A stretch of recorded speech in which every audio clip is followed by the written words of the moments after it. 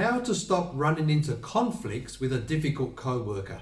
Have you ever been in an employment situation where you had one or two colleagues that were always very difficult to work with? It doesn't matter what you did with them, they were always very difficult and challenging, and you would always have a conflict. Now, you couldn't avoid the employee or your colleague because you had to work with them on a shared project.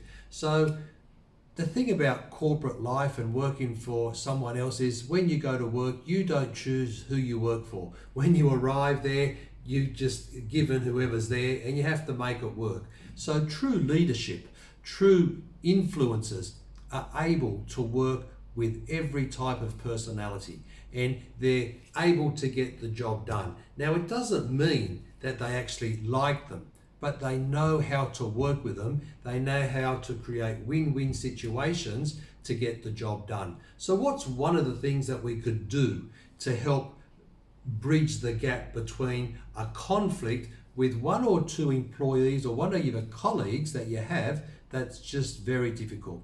So number one, what you want to do is you want to put down your ego. Just put it aside for the time being. You don't have to win every interaction with your other colleagues. Sometimes you just have to back up, go within and just breathe and keep working with them, but don't add fuel to the fire. If you keep reacting and tossing fuel on the fire, what's going to happen? That's right, it's going to blow up in your face, and we don't want that. I'm quite sure you like to get in, get the job done, then to move on to the next project. So number one, put that ego aside just for the time being with this person.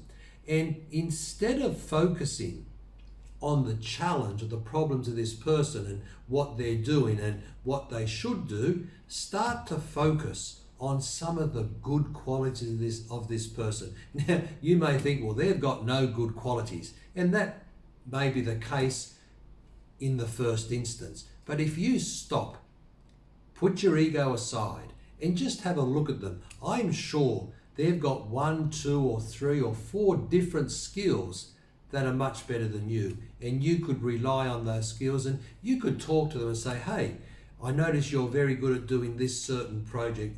I need your help. Can you tell me more? How do you do that? How do you get your result?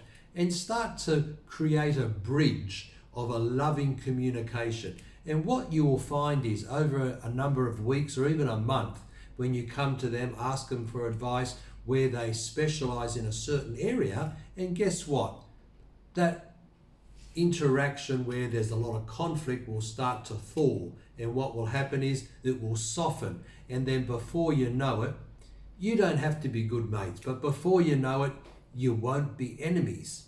And quite possibly, who knows, sometimes the enemies we have in the workplace, the people we don't get on with, is because they're very similar to us.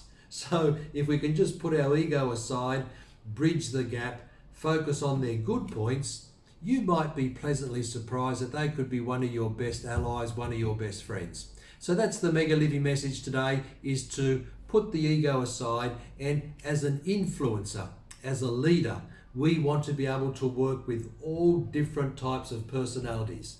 So it's our job to deepen our communication skill, because wherever we go, we're going to find 1 or 2 people that are difficult. And once you can overcome these difficult people, learn how to communicate to them, guess what?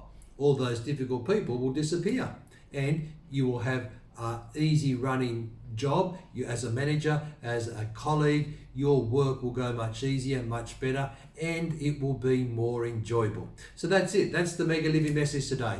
If you liked the video, please give me the thumbs up. Hit that like button down below.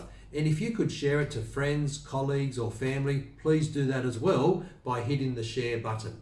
And if you haven't subscribed yet and you'd like to subscribe, please hit that red subscribe button. Have a lovely Saturday afternoon. Have a lovely weekend. See you next time. High five. Bye for now.